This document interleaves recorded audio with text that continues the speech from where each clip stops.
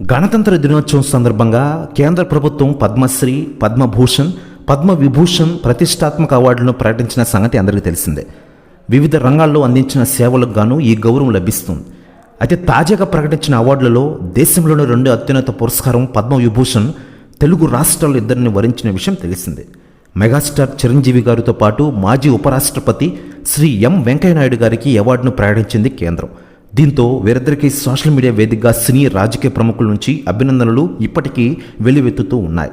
అయితే ఇప్పటివరకు తెలుగు సినీ పరిశ్రమలో పద్మవిభూషణ్ అవార్డు కేవలం ఒక్క హీరోకు మాత్రమే వచ్చింది.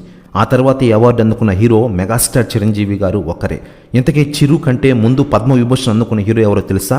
ఆయనే నట దిగ్గజం దివంగత హీరో అక్కినేని నాగేశ్వరరావు గారు. 2011లో దివంగత నటుడు అక్కినేని నాగేశ్వరరావు గారికి పద్మవిభూషణ్ అవార్డు ప్రకటించిన కేంద్రం ఆయన తర్వాత ఇన్నాళ్లకు చిరంజీవి గారిని అవార్డు వరించిన విషయం మనకందరికీ తెలిసిందే.